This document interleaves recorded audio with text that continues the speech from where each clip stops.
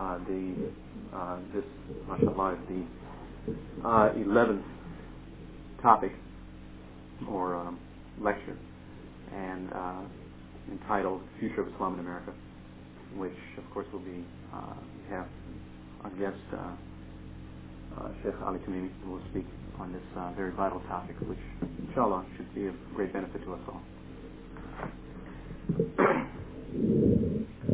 Alhamdulillah, نحمده ونستعينه ونستغفره ونتوب إليه ونعوذ بالله من شرور أنفسنا ومن سيئات أعمالنا من يهده الله فلا مضل له ومن يضلل فلا هادي له وأشهد أن لا إله إلا الله وحده لا شريك له وأشهد أن محمدا عبده ورسوله صلى الله عليه وعلى آله وصحبه وسلم. أما بعد, the topic which I have been asked to discuss is a topic of great importance, and it's also a topic of a personal opinion. For we know by the regulations of the Sharia that the future is only known by Allah subhanahu wa ta'ala, and therefore one needs to be very careful when he is discussing a topic concerning what will happen in the future. For this is something of al-ghayb, the unseen, and only Allah subhanahu wa ta'ala really knows what will happen in the future. However, though, we may say that Allah subhanahu wa ta'ala has certain laws and regulations, sunan in the Arabic language. And these laws and regulations are of two types. There are laws and regulations in terms of the physical order of the universe, that the sun rises from the east, that the earth has a certain orbit, that the seasons follow in a certain order, and so forth and so on. At the same time, there are also regulations that Allah has, certain laws which are social laws, sunan al-ijtima'iyya. Last night we heard an expression or an explanation of some of those laws by Sheikh Jafar, that when a people are thankful, Allah subhanahu wa ta'ala increases them in His bounty. And that however when a people are ungrateful to Allah subhanahu wa ta'ala, Allah removes from them that bounty which He has bestowed upon them. So what we may say is that concerning the future of Islam in the United States or in the West as a whole, that there are certain sunan, certain laws of social behavior that Allah subhanahu wa ta'ala has decreed, and likewise there is a certain methodology of calling to Islam which Allah subhanahu wa ta'ala has sent the Prophet Muhammad sallallahu alaihi wasallam with. Therefore, if we are to adhere to this methodology of the Prophet Muhammad sallallahu alaihi wasallam, and we are aware of the laws that Allah subhanahu wa ta'ala has placed among mankind, these social behavior norms and laws, we may therefore surmise that if this is fulfilled, therefore the future of Islam in the United States will occur as such. And Allah in the end knows best if this is a true assertion or not. The first point I'd like to discuss is that we have to know that Allah subhanahu wa ta'ala sent the Prophet Muhammad sallallahu alaihi wasallam as the final messenger, and sent him to all of mankind, indeed all the jinn, and sent him with a book and with a revelation and with a sharia which he wants to assume supremacy on the world, and that he has promised his Prophet sallallahu alaihi wasallam that his sharia, that the law that he sent him with and the religion he sent him with will assume supremacy over the whole world before the Day of Judgment. Allah subhanahu wa ta'ala says in the Qur'an, هو الذي أرسل رسوله بالهدى ودين الحق ليظهره على الدين كله ولو كره المشركون. Allah subhanahu wa ta'ala says in a verse in the Qur'an, it is He who has sent His messenger with al-huda, the guidance, وَالدين الحق, the true religion, that He may manifest this guidance and this true religion over all guidance and over all religions. Even if the pagans, even if the non-believers, whether they're Christians, Jews, Buddhists, Hindus, whatever their religion, are adverse to that and hate that. And in another verse, Allah subhanahu wa ta'ala says, He mentions the same first part of the verse, and He says, وَكَفَى بِاللَّهِ شَهِيدًا, and suffice Allah as a witness to that. Suffice Allah as a witness to that He has sent Muhammad sallallahu alaihi wasallam with the guidance and the true religion, and suffice Allah as a witness that this religion will manifest over all religion. Now, just as a short point, the guidance means that correct belief which Allah subhanahu wa ta'ala has revealed to the Prophet Muhammad sallallahu alaihi wasallam concerning knowing Allah, His names and His attributes, worshipping Allah alone, knowing the prophets and what occurred to the prophets with their nations throughout history of man, knowing how man was created and to the destiny which he faces after his death, that there will be a resurrection, that there will be a paradise, there will be a hellfire, and all the details that surround that in terms of belief in the angels and in the books and the messengers in the last day and such related matters. And the true religion is the Sharia that Allah subhanahu wa ta'ala sent the Prophet Muhammad sallallahu alaihi wasallam.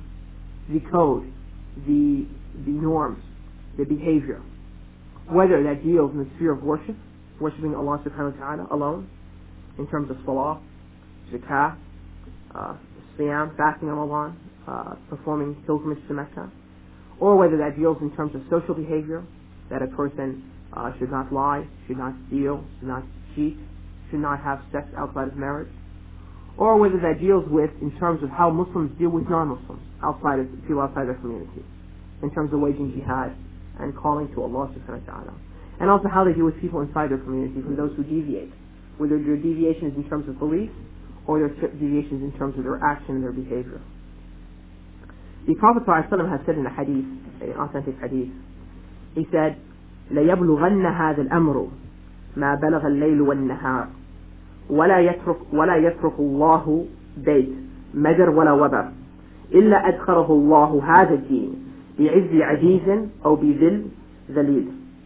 عز يعز الله به الإسلام وذل يذل به الكفر.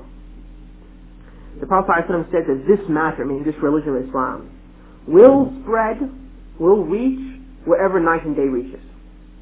I mean, night and day over the whole earth. In other words, wherever night and day occurs, Islam will enter that.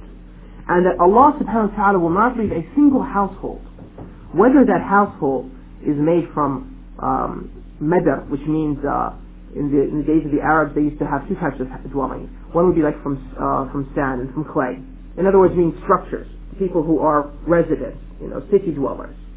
Wala waba means people who live in tents and in temporary residence because they are Bedouins. They travel throughout the earth and they don't have a single settled residence.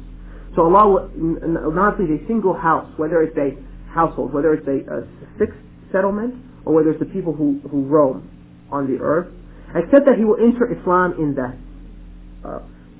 household. بِعِزٍ عَزِيزٍ أو بِذُلٍ ذَلِيلٍ. Either Allah subhanahu wa ta'ala will do it in the sense that the person will enter into Islam and therefore he will be mighty in the sense that he will accept it. He will accept it by his own accord, his own desire. Or he will be forced into Islam because he will enter it through a state of humiliation. In the sense that doing jihad, he was a disbeliever. Okay, so therefore he was conquered by the Muslims and therefore was in a state of humiliation paying the jizya. But since he's conquered now, he will listen to the message of Islam. So it gives him a chance to reflect and then accept Islam. And then the hadith says that it is a might which Allah subhanahu wa ta'ala will make this religion mighty and a humiliation which He will humiliate disbelief with. So the point of this hadith is that this is an explanation of the Prophet of that verse that I mentioned. That Allah subhanahu wa ta'ala sent His Prophet with the guidance, which is the correct belief, and the true religion, which is the correct action, the righteous action, to manifest it over all religions. Even the disbelievers are adverse to that, and another verse, and Allah, suffice Allah as a witness to that. And that this hadith explains this verse, that Allah subhanahu wa ta'ala will not leave a single household, except that Allah will enter Islam into that. So therefore we know without doubt that before the coming of the Day of Judgment, before the raising of the dead from their graves, everything which is now the United States or America will enter into Islam. And what I mean by America here, I mean the physical region of America. On one side the Atlantic and the other side the Pacific. Because Allah knows at that time will there be something in terms of the political manifestation. I mean, will there be something called the United States? Will there be something called Canada and Mexico? Only Allah knows. But the point is that before the Day of Judgment, the inhabitants of this continent will enter into Islam. This will occur everywhere in the world. And this is the promise which Allah subhanahu wa ta'ala has sent and to the Prophet Muhammad sallallahu alaihi wasallam. Now at the same time, we are required by Allah subhanahu wa ta'ala not to rely upon the promises that He has promised and say, okay, well, since Allah is going to do it, we might as well just sit back and relax. This is going to happen one day. This is not permitted on our part, but rather we are required to help the spread of Islam. And whether this occurs in our lifetime or whether this will occur centuries from now, in the lifetimes of our descendants.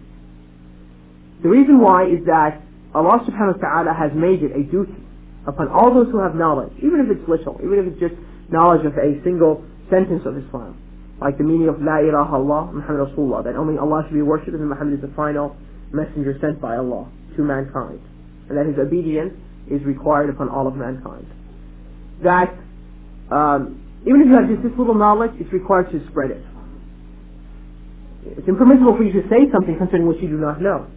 This is forbidden, this is a great sin. But what you do know and you are certain this is from the Qur'an and Sunnah, you're required to spread it. Now, whether that person accepts it or not, that's in Allah's hands. He's the one who guides whoever He wills, and He sets astray whoever He wills. But one must clear himself of the obligation which Allah has placed upon him. The obligation which Allah has placed upon him. And there are many verses in the Qur'an and many statements of the Prophet ﷺ which indicate this general meaning.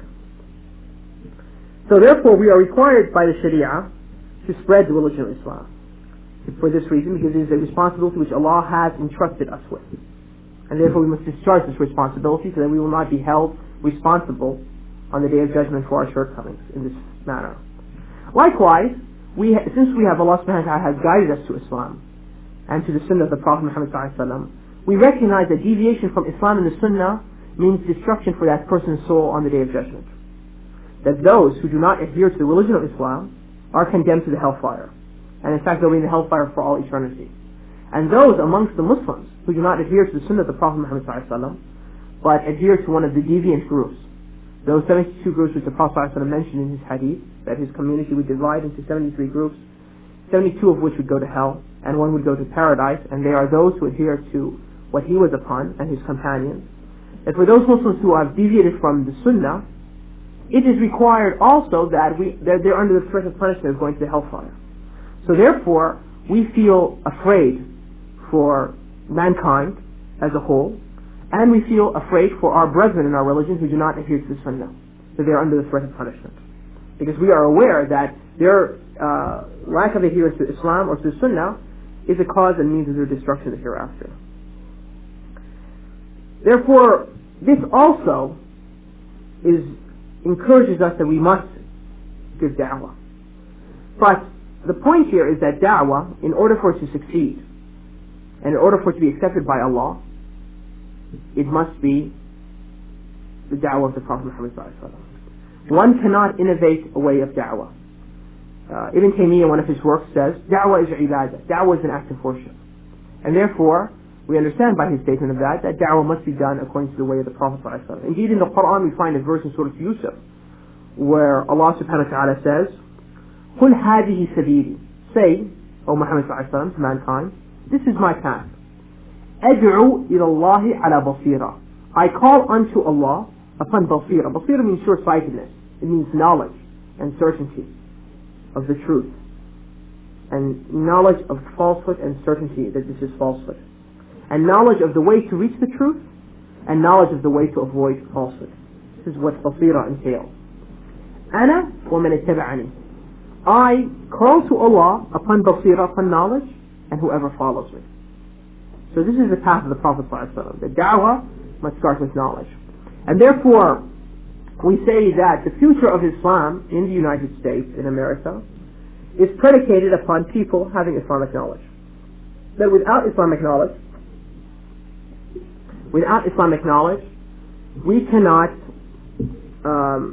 expect Islam to spread in this country.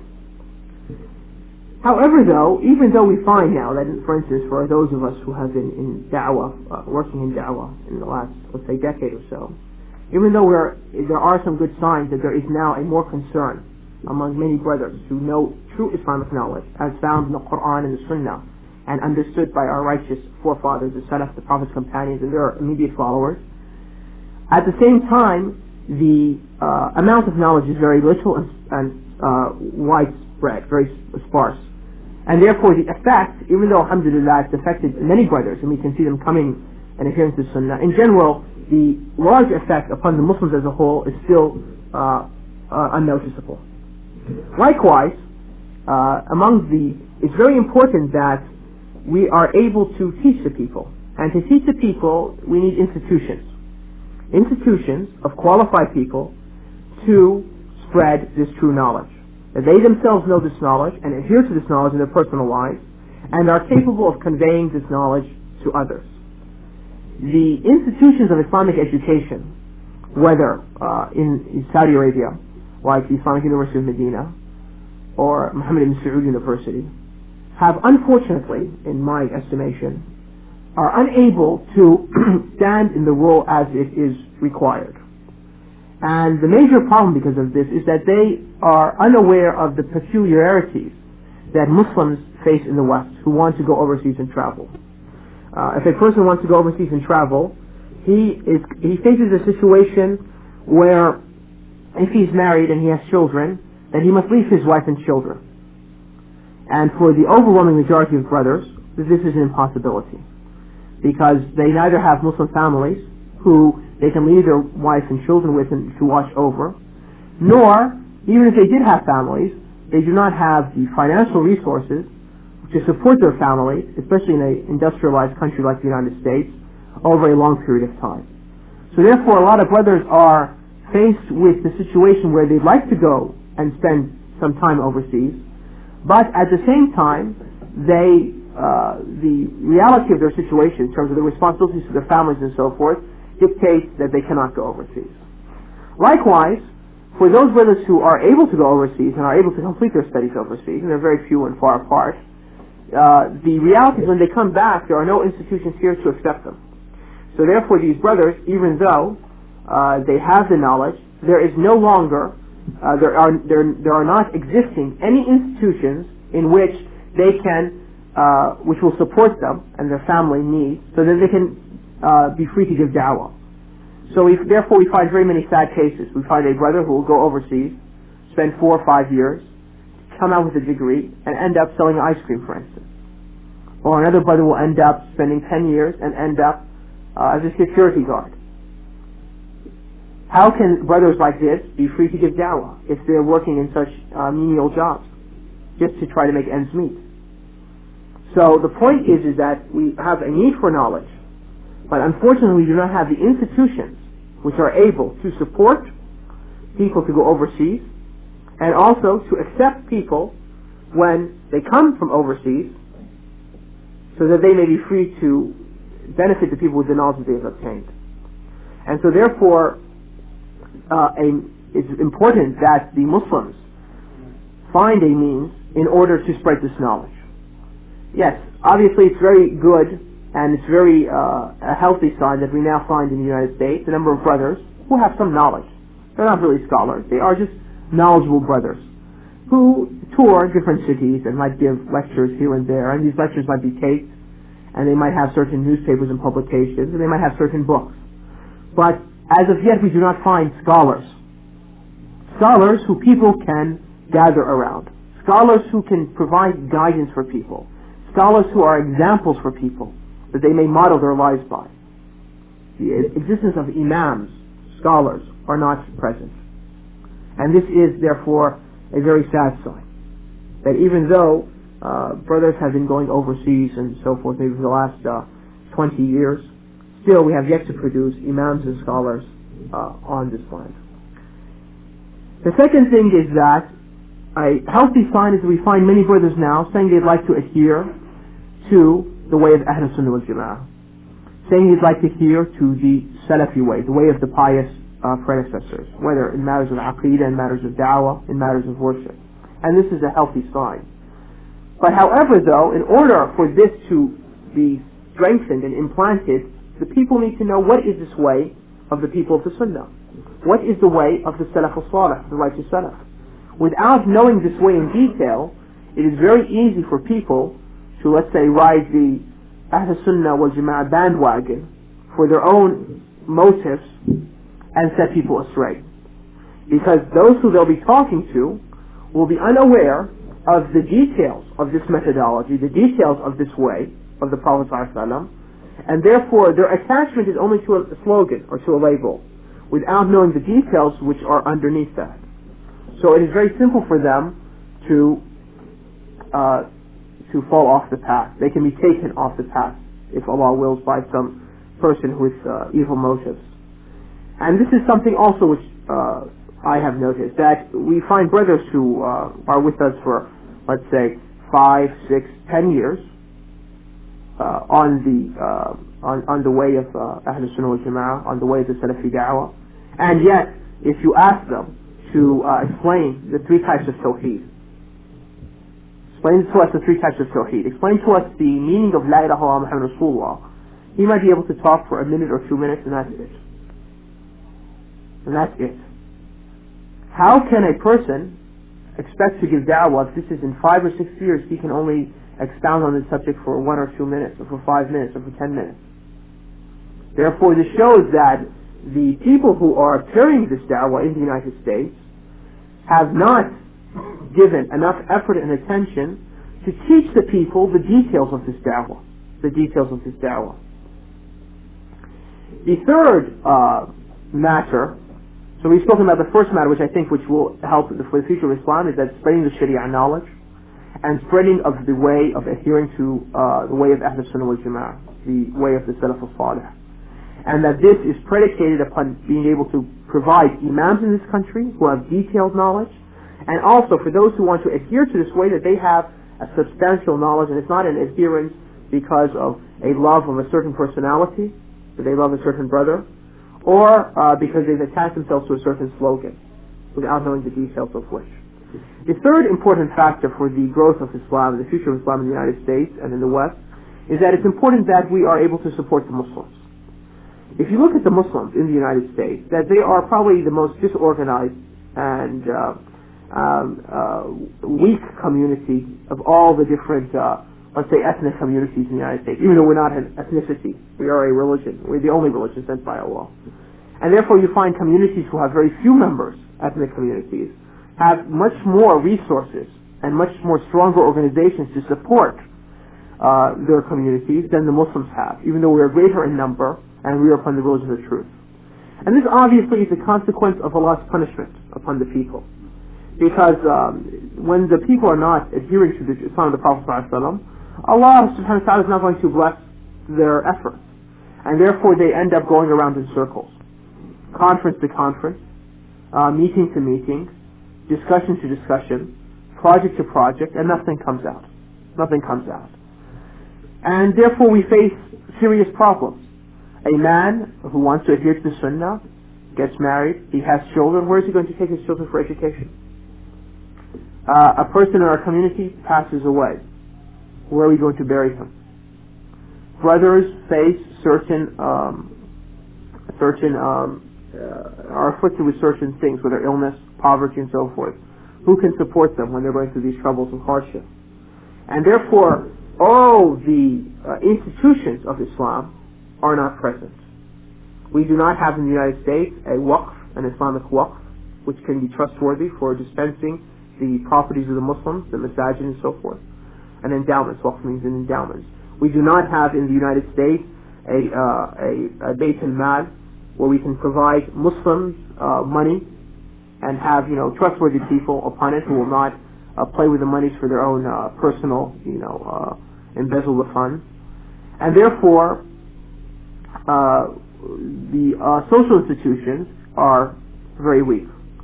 And so a lot of times Muslims just have to shrug their shoulders. Brothers will come to you and they'll be very pleased to get from you this da'wah, this knowledge. However, though, they need assistance and you really can't assist them. So you just have to shrug your shoulders and ask Allah subhanahu wa ta'ala to help us all, because the institutions are not there. The fourth factor is that the need for us to draw the map of da'wah in the United States. It's very important when we are giving da'wah that we know to whom we're giving da'wah to. The Muslims who are engaged in da'wah need to be aware of the trends in society as a whole, Because even though we're Muslims, we are still afflicted by these trends. And the concepts which are popular amongst the disbelievers affect us also, the weaker of us in faith and the weaker of us in knowledge. So therefore we must be aware, we must draw a map of exactly what are the trends, societal trends, that are going on in the United States as a whole, in the West as a whole. And likewise amongst the Muslims, what are the directions of the Muslims? What are the popular beliefs and misconceptions that are present amongst the Muslims and present amongst the disbelievers that are towards Islam? What are those deviant sects which are currently having a certain popularity? And how may we best offset and check their influence amongst the Muslims? This drawing of the map of da'wah, so that we may engage society properly, whether giving da'wah to the non-Muslims, whether replying to the misconceptions non-Muslims have towards Islam, whether checking the influences of evil sects within the body of Islam, or whether protecting the Muslims from the influences of the disbelievers upon them, needs men who have a knowledge of Sharia and a knowledge of the society, so that they therefore make a strategy in order how to face this. And this of course needs institutions. This needs institutions that will support this type of research, institutions that will fund the results of such a research, in terms of, let's say we say that the biggest problem we're facing now in the United States is the threat amongst the Muslims, let's just say, the threat of modernism and the modernistic interpretations of Islam. Okay, we've now described the ailment, and we now know the prescription to cure that disease, that we need to have certain books, certain cassettes, certain lectures, certain tours around the United States to engage these people who are spreading this modernistic interpretation of Islam and spreading this disease amongst the Muslims. But if there are no institutions which are now going to pay for such books to be printed, pay for such lectures to be given, pay for the tickets for brothers to travel around and explain, and support the Muslims through seminars and lectures and workshops and conferences talking about this theme, then therefore this problem will just remain something in the minds of those who have been able to describe it. And the solution will remain in their chests. And they'll be incapable of checking that. This is in general, I would say, a very brief discussion of some of the important conditions or the important things that we must do in the long term to see the growth of Islam in the future in this country. However, though, in the short term, there are a number of things that we can do, a number of practical measures which we can do. The first practical measure is that the most important thing of our religion is the Book of Allah. The Book of Allah. The Book of Allah has the guidance, and it is the criterion between falsehood and the truth. For many decades, Muslims, English-speaking Muslims, whether here in the United States or elsewhere, suffered from the translations of those previous people who have translated the Qur'an. These translations were either in archaic English or contained deviant concepts, which twist the meanings of the Qur'an as Allah intended them to be taught to mankind. And sometimes they gather between the both between an archaic English, which is incomprehensible, and also between deviant meanings in the translation.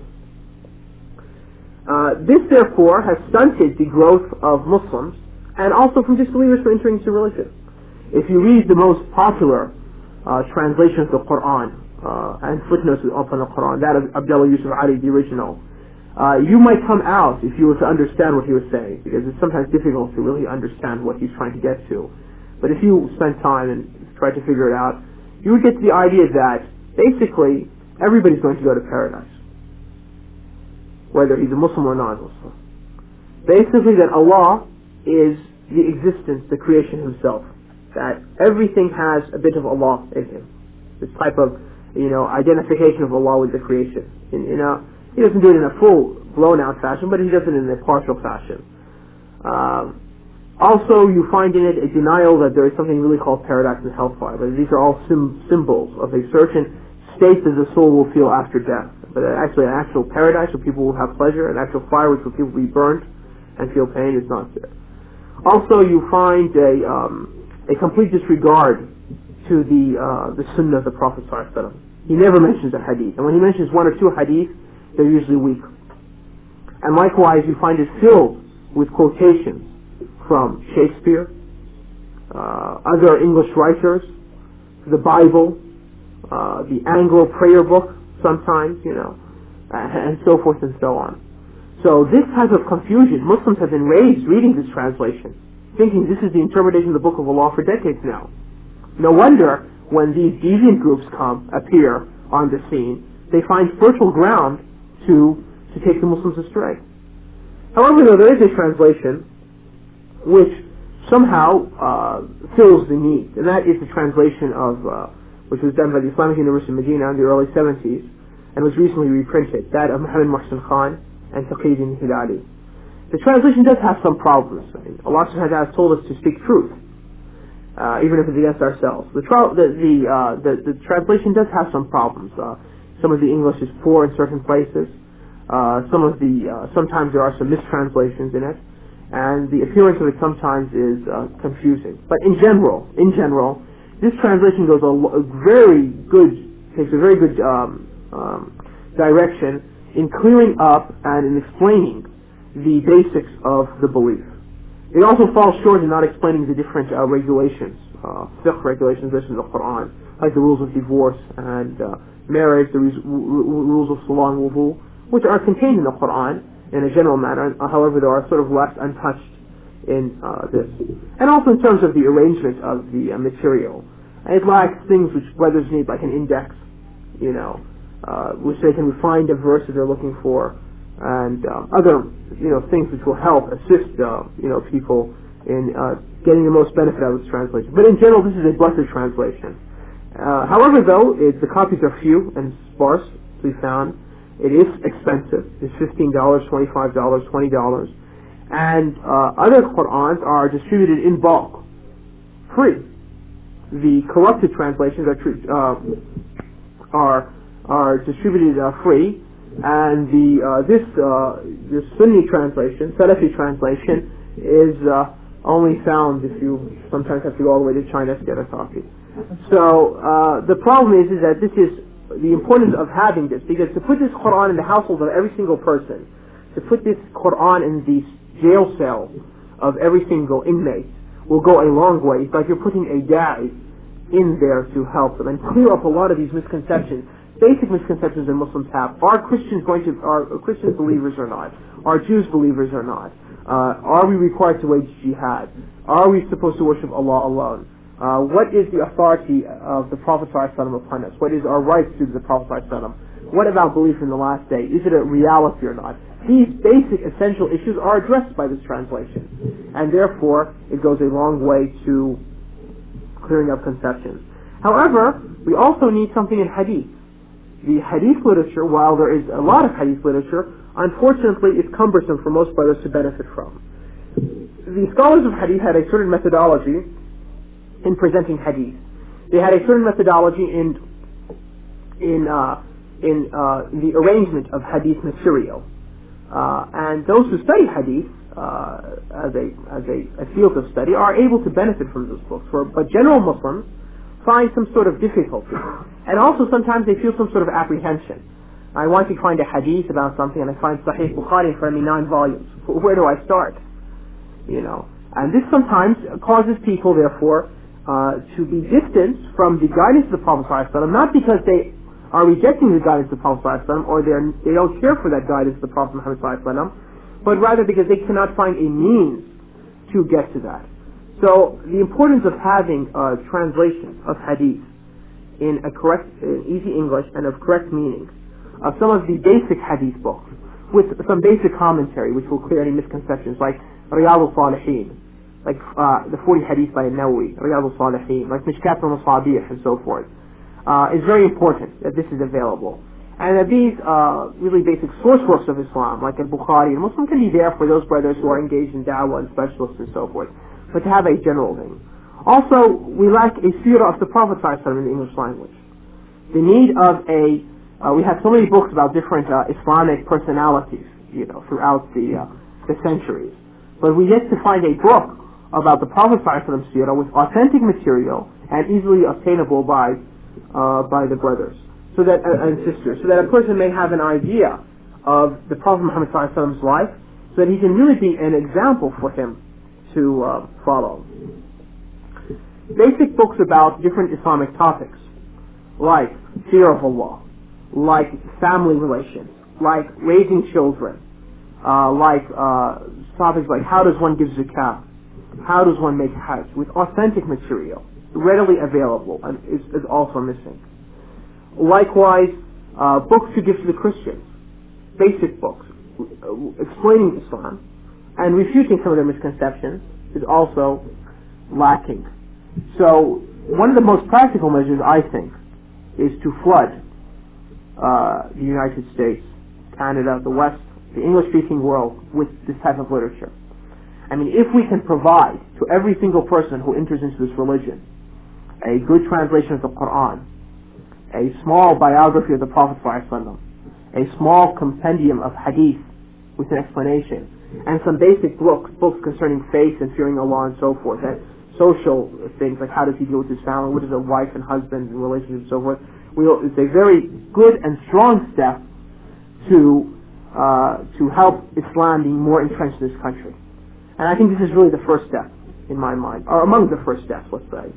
However, though, this again needs institutions which will support brothers to spend time to translate and write books, so that they're not tied with just, taking care of the rent and so forth, and are unable, therefore, to give their full efforts to this. And also, it needs a team of brothers to choose the best of these books. I mean, is it best for us to translate a book, or is it best for us to write one on our own? And if so, which reference materials we'll use? And so, it needs some coordination. The other thing which I want to bring attention to, and this is probably my final comment, is that we should understand that the growth of Islam, or the future of Islam in this country, is tied to world events, and also tied to local events. We know that there are things that occur that help with the growth of Islam, and there are things that occur that sort of harm the Muslims in the long run. Acts of terrorism harm the Muslims. When the United States is in a conflict with a Muslim country, militarily or politically, even though that Muslim country we might not support it because its regime is secular, and that regime might also be killing Muslims in their country and not applying Allah's law. But however, though it casts a cloud upon Muslims in the United States. And likewise, when Islam is strong overseas, if we were to have a Muslim country that would support Muslims of the people of the Sunnah in the United States, unfortunately those Muslim countries who have some interest in Islam seem to spend their interest in supporting all the deviant groups, and give all the deviant groups all the money, give all the deviant groups all the benefits that they have, and those poor few Sunni brothers who are scattered in the major cities get nothing except for the crumbs. So if there was an Islamic country which would really take to its heart to support the Sunni Muslims, to support those Muslims who want to adhere to the Sunnah of the Prophet ﷺ fully, and give them their full resources and assistance and so forth in a very serious manner, not just for press releases. They really do it because they want to do it for the sake of Allah. That will go a long way in supporting Islam. Likewise, events that occur in this country also can help the growth of Islam. I mean, obviously now the people in the United States face in front of them a very gloomy future. The non-believers. They face economic difficulties, which they have not seen in their history of this country. They face social chaos. Their cities are basically almost, in some communities in their cities, some neighborhoods, almost war zones. They have in front of them social movements that are ripping the fabric of their society, like the strength of the homosexual movement, also the spread of sexual diseases like AIDS, the breakup of the family. And this has caused a lot of them to feel, if not having second thoughts about their beliefs and their way of life, but also, if not that, at least they feel that there's something going wrong. there's something going wrong. And this is an opportune time for us to present Islam for them. Because when they're in a position of strength and everything is going smooth, then they don't want to think. They say everything is fine and therefore why should we investigate something else? We are the masters of the world. But when they see things crumbling in front of them, when their society is shaking, even if it's just a little shake, the intelligent of them will stop for a moment and think. Either he'll have second thoughts about what they're upon, or at least he will feel some doubt, that he'll say there's something going wrong, I'm not really certain what it is. And this is the time to present Islam to these people. But who is going to present Islam? We need people who are knowledgeable of Islam, and also we need an example to give to them. I mean, are there model Muslim communities in this country that we can show them the strength of our families? Muslim families suffer the same social illnesses as Christian families and Jewish families and Hindu families and secular families in this country. We have the same problems with divorce. Our divorce might even be greater in some cases. We have the same problems of our children falling into drugs and into music and so forth, and being assimilated into society. So therefore, our da'wah, even if it's given by those people who are knowledgeable and can present the truth of Islam to them, remains only words on the tongue. And often, da'wah really needs action. It needs a model for people to see, for them to be convinced. Because not everybody is intelligent enough to say that, well, I can see that the content of this is true, that therefore if there were people to support it, it would really bring great benefits to mankind, and also in this world and in the hereafter. Very few people, Allah has given them that type of insight. The majority of the people really will not accept something unless they see it in front of them. So therefore, the importance of realizing the influences and the effects of what's going on in the Islamic world, in terms of the West Islamic relations, and also internally in the Islamic world in terms of the Islamic revival, and likewise what's going internally in the United States in terms of social movements and influences and so forth, and their position towards the Muslims as a whole has a great deal to do with the future of Islam in the West and the United States in particular. A last comment which I would like to mention, and this is a comment I forgot to mention earlier, a comment mentioned by Abu Hassan al-Nadwi when he came to the United States in the early 70s, and is a true, I think is a true reflection on his, a factual reflection, is that we have to be very careful in the United States that our Islam does not become an ethnic religion, in the sense that we find Muslims dividing into ethnic groups as opposed to dividing into a brotherhood of Islam. And this is a fact. If you go to major cities in the United States, you'll find a mosque for the Pakistanis, you'll find a mosque for the Arabs, and a mosque for the Afro-Americans, and if there are some European Americans, a mosque for them or something, that nature. Very rarely you will find a mosque in which brothers come and pray and they have the same sort of belief and so forth, and it's not really an issue of what their social background is. So therefore Islam, especially for a lot of these immigrant communities, becomes just a way for them to express their cultural identity. Just like you have Irish Americans and Italian Americans and Polish Americans and German Americans, so you have your Pakistani Americans and your Arab Americans and so forth. And therefore Islam just becomes a way for them to express some certain cultural identity. They come together for certain occasions, they cook their traditional foods, and that's it. But as far as Islam being a way of guidance, a way of life, a religion which they worship Allah by, this is minimal in many cases. So this is just some reflections on the future of Islam in the United States. The discussion really needs a detailed study by many brothers who are knowledgeable in the religion, and I'm not really qualified to speak and address this topic. However, these are just some parting thoughts that I had and I was asked to share with my brothers and sisters in Islam. I'll end my remarks here. أقول قولي هذا واستغفر لي ولكم سبحانك اللهم وبحمدك أشهد أن لا إله إلا أنت أستغفرك وأتوب إليك. And I ask Allah subhanahu wa ta'ala that He gives us knowledge in the religion and He makes that knowledge beneficial, that our action adheres to our knowledge, and I can address a few questions inshallah ta'ala. Assalamu alaikum wa rahmatullahi wa barakatuh.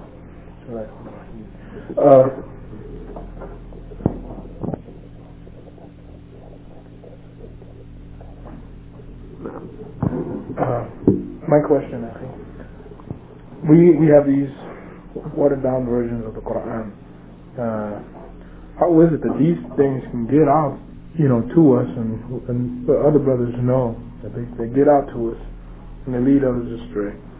Or why isn't there something being done about getting us the true thing out so we can go and do something against it? And the second question, I was going to purchase some volumes on Mishkat, and someone told me that they were weak hadith, so I stayed away from them. Is that true or not? I'll answer the second question first, which is a quicker answer. Yes, there are some hadith in Mishkat and Musabih which are weak. That's true. However, though, my intent by mentioning that book is that this book is a sort of a compendium. It's like an abridgment of hadith from different sources, and it's easy for Muslims to deal with. I think it's a lot easier for Muslims to deal with than is Sahih al-Bukhari, for instance. However, the problem with Mishkat and Musabih is that the translation was done by an Orientalist, a Christian, and also the weak hadith are not really pointed out to. And thirdly, sometimes some of his translation is a little bit off the mark. This is to be expected from a person who's a Christian. It has no footnotes to it, it has no explanation to it. That being said, going back to your first question, we have to understand a reality that the Prophet ﷺ said that Islam began straight, بدأ الإسلام غريبا وسيعود غريبا كما بدأ فطوبى للغرباء. The Prophet ﷺ said in a hadith in Sahih Muslim and elsewhere that Islam began something strange and will return strange as it began. So Tuba, which is a tree in paradise, are for the strangers. It's for the strangers. That Islam, as we distance ourselves from the age of the Prophet ﷺ, the era of the Prophet ﷺ, now being 14th century, 15th century since Allah sent him to mankind, unify the society. So their ability to influence things, events like the translation of the Qur'an, which Qur'an gets its currency in the United States, which Qur'an gets more widespread and so forth, is minimal. Because those who are astray are greater. Those who are astray are greater. And so therefore they have, by their sheer numbers and resources, a stronger impact. However, though, truth is clear from falsehood. Truth is clear from falsehood. And a single man upon the truth can cause more benefit than 1,000 of these people who are upon falsehood. Can cause the harm. Because of what Allah subhanahu wa ta'ala provides him from proof and argument and knowledge. And Allah makes these people a proof against the creation. Those scholars who are upon the Sunnah are a proof which Allah subhanahu wa ta'ala is using to establish against the creation that this is the way of guidance and success. So the point is that we need to recognize that as a fact. Other thing we need to recognize is that we must also be moderate in our views. That these translations, even though we say have a lot of evil in them and a lot of deviation, yet people have still benefited from them. People have still benefited from them. What we're trying to do is we're trying to move people from one issue to a better issue. From one issue to a better issue. And we don't want to be extreme in our viewpoints. Make it seem that these translations which were given in the past it's a cause. I think it's a cause of corruption in the minds of the people. And we don't want to make it seem that it's all evil and there's no good to it whatsoever. I think it's a question from one of the sisters.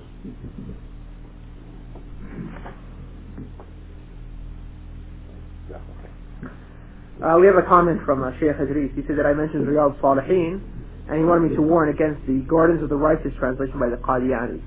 There's a translation which is by somebody called maybe Zafar Ansari or something. Zafar is in his name. Muhammad Zafar Khan, huh? Muhammad Zafar Khan. Muhammad Zafar Khan. And I guess he was once time a ambassador at the United Nations from Pakistan. Anyway, he was a Qadiani. He has a translation of the Gardens of the Untitled Gardens of the Righteous. It's a small volume, Riyadh Salihin, and one should be aware of that. Likewise, the Manual of Hadith by Muhammad Ali is also a Qadiani translation, which one should be aware of. And all his books are. He's a Qadiani. A question asked by sisters: what do you think about T.B. Irving's new translation of the Qur'an? I think that the translation is filled with inaccuracies. You can just look at the translation of the verse Inna Deen Inda Allahi Islam, the 19th verse in Surah Al-Imran, the 3rd Surah of the Qur'an, that the religion with Allah is Islam. The way he translates Islam, I don't remember now, but it's just something which is ridiculous. Also, he uses words which which people will not really understand the identification. Like, for instance, he translates jinns as sprites, and sprites. Now this might have some sort of brother's drinking a Sprite now. This might have some sort of basis in the English language, right? But for him to choose such a word, which is probably unknown by most of the readers, also is, I think, unnecessary. However, though, there are some good qualities to the translation, in the sense that he has a command of the English language which other translators don't have. So therefore, sometimes he chooses certain words, or he phrases certain parts of verses in a good manner. But unfortunately, the beliefs are way off, And the other thing which is surprising is that he tries to make this translation as almost as a replacement to the real Qur'an in Arabic. When it first was published, it had New American Version. Is there an American version to the Qur'an? Like you have the New Revised Version of the Bible, and so forth.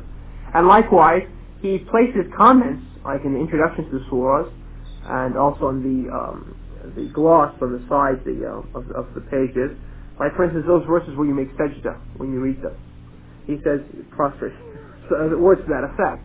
Well, you prostrate when you read the verse in Arabic, because the Arabic verse is the words of Allah. This is just the meaning of the words of Allah subhanahu wa ta'ala. And therefore, when you read the English verse, you don't prostrate. You don't prostrate. This is not an active worship here. Also, he says, he'll put things like, Muslims read this surah during certain occasions. Even though these occasions that he mentions are usually based upon weak hadith or based upon just Muslim tradition not having any substantiation in the Sunnah, however, it gives the feeling that somebody would go open up his English translation and read it, just like one would read the Vulgate of the Latin Bible in today. So that's some of the problems with this translation. Allahu A'lam. That they have upstairs, the brothers recommended us to get. Is that?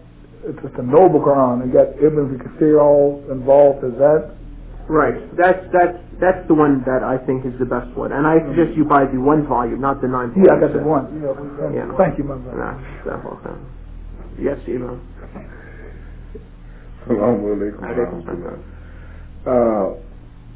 What I heard you mention something about variations or deficiency in certain literature, books and things. Now, I've been to a number of seminars and assemblies, etc. What I'm saying is this: I'm trying to put a parable out. I'm taking a trip, and I need a roadmap to get to my destination. So I feel that while we were here in the last 3 days, that the information that is prominent in the community in terms of topics that we discuss, we have divisions. So we feel that some of the talks that we had heard suits our satisfaction in terms of knowledge that we think that we should put out. So we're going back with the tapes, and we're going to have these tapes made and distributed freely or whatever. Now, going back to the roadmap, can we get a list of tools that would help us on this trip, on this journey? Right.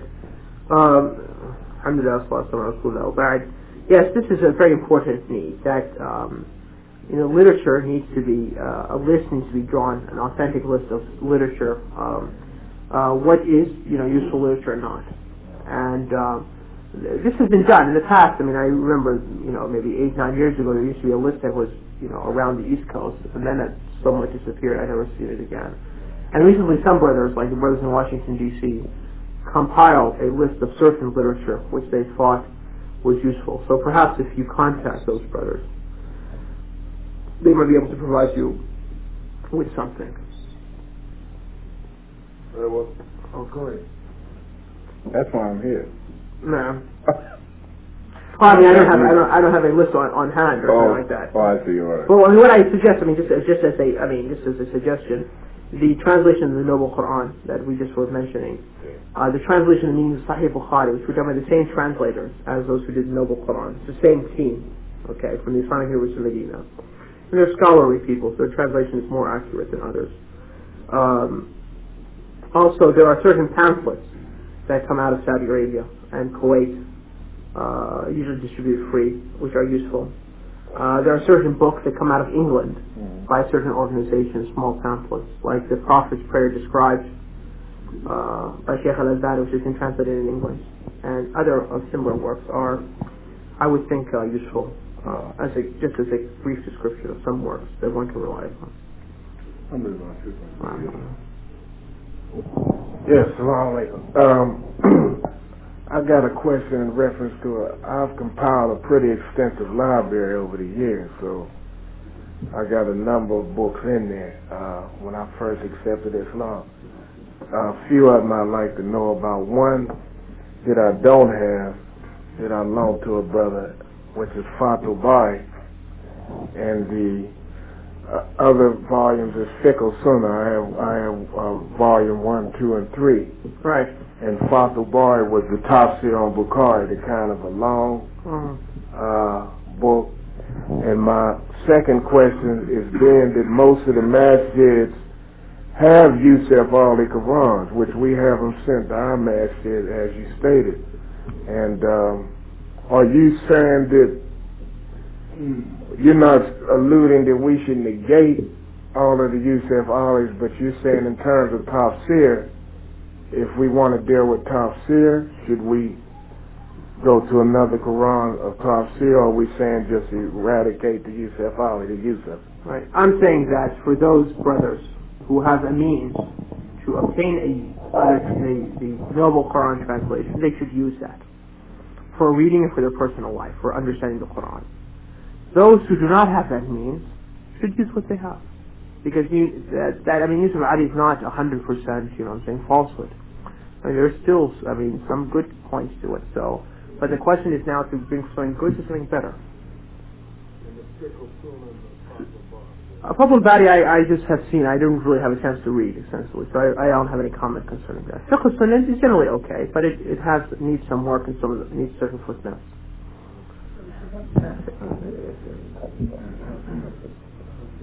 Last question, inshallah. Take one more question. Perhaps just a quick comment. I arrived late, so I don't know if you mentioned the new translation of Sahih Muslim, which some people may see, which I understand is very bad. Has many errors in it, and it's been reviewed by Brother Jamaluddin Zarabozo in the latest issue of Al-Bashir, and it has some out-and-out falsifications within it, and so so I think it should be avoided also. And finally, regarding the list, since I'm one of the brothers from Washington, D.C., which I mentioned, we have compiled a list, and inshallah, if you have indeed, or if you haven't already put your names on the mailing list, we will compiling upstairs, add your name to it, and once we finish that list, in order to we will publish that list, and we can send it to you, inshallah. No, I just wanted to, probably apologize for Sheikh Ali, because he had a brief encounter, upset stomach. So, you have to. Is the A Yusuf Ali without commentary? I see a lot of books about, like he was saying, you don't have to get rid of them. But if a person has the A Yusuf Ali without commentary, they just have it without the Arabic and transliteration. I know personally that the Yusuf Ali translation, as he was saying, that if a person doesn't have access to anything else, that inshallah, there's some benefit in it. I know personally though that I found that probably one of the better translations of the Qur'an in English that's readily available is the one by Muhammad Fiqh or Mamadou Fiqh, same book. I find it to be a little bit more accurate in terms of expressing what is expressed, of course, in the Arabic. All right, and that although it doesn't have, say, it still has in certain verses, for example, some usage of some of the older type of English, but in terms of like what is actually expressed in the Arabic, it's probably the closest translation you're going to get to what is actually expressed in the Arabic. But overall, though, and I think that in that sense, it's a bit better than Yusuf Ali. But if one has access, to getting the Noble Qur'an by Muhsin Khan, that's the best one, because the difference between that one and the other ones that Ali didn't mention is the fact that whereas some of the others, particularly Muhammad Pickett Hall, where he basically gives you a direct translation, with Muhsin Khan, although it's not a direct translation, what it is a translation of the actual meaning and intent of the verse. So although the translation doesn't reflect, say, a carbon copy of what is in the Arabic, what it does reflect is what Allah subhanahu wa ta'ala intended. So in terms of like correcting a person's belief and teaching them the deen, there's no doubt in terms of the English translation, it's the best one you can get. Where would you rate Mawdudi's? Mawdudi's is a bit more extensive in terms of his commentaries and so forth, and he depends a bit, of course, on Ibn Kathir, which is very good actually. And it has a few mistakes in terms of Islamic belief, but overall, in terms of teaching, say about Sirah, that is about the history and life of the Prophet sallallahu alaihi wasallam, about some of the details of various points of fiqh in respect of the names and virtues of, say, of some of the companions and the historical events that occurred in regard to that. It's a very, very good piece to have, and if a person has access to that, it too can be very beneficial. I was going to say, wouldn't it be, would you think, well worth it if someone cleaned up those few errors that may be present in Mawdudi's Qur'an, maybe condensed it or whatever, and try to make it more readily available, since it is such a valuable work? Yeah, it would be, beneficial. I mean, this is one of the projects, of course, that lies ahead for the Muslims, you see, because there's a good deal of books that are out there, some of which are better than others. And one of the drawbacks I find, for example, say, is in Sahih Muslim, the one by Siddiqui, that's been out for a number of years in 4 volumes, and it's an exceptional piece. The problem I find with it is that some of the English in it is a bit awkward at times. And sometimes you find it difficult, say, for example, particularly in some of the lengthy hadiths that are in it, in order to determine who is specifically being spoken to or about, you see. And there's no real clear syntax there in terms of the English language in order to understand exactly who's being spoken of. Also, the fact that it doesn't really have the Arabic text with it, can sometimes be a drawback because of the fact that sometimes you want to reference it, But other than that, it's a very good piece. So you saying Sahih Muslim? He spoke of the new one. It was published in 1992. Right. How many volumes now? It's 8 volumes. But what I wanted to ask you in terms of your criteria that you use to derive these areas, is there an ijma on this in terms of the Sunnah Jama'ah? Well, you find, for example, all y'all have the same, No. The thing is that if you really look at the latest version, the one that just came out from Lebanon by I think the guy's name is Matriji, it has, first of all, it's almost 100% plagiarism. Okay, it's almost an absolute carbon copy of Siddiqui's translation of Sahih Muslim, which was done in the 70s.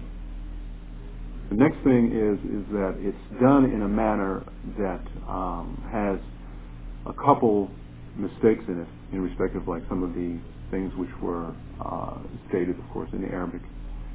And no one really knows as to who these people really are that are translating this particular, volume. Because we receive, not to say that they are or are not, but Allah knows best as to who their background is. Coming out of Lebanon, of course, you have not just simply Muslims, but you also have some that are Christians, and Shia, etc. So I think some research needs to be done into that to find out specifically who these people are. I was mentioning the original one. You said there's a few things in that. I'm talking about well, the things that I was mentioning. Right, the ones that I was mentioning about the one that was done in 73 was just in respect, basically, in terms of the structure of the English language that it uses. It's a bit awkward at times, but in terms of like its beliefs and so forth, alhamdulillah, it's good. Yeah. So the mailing list that we put our name on, you're going to send us a list of all Inshallah, the inshallah, inshallah, inshallah.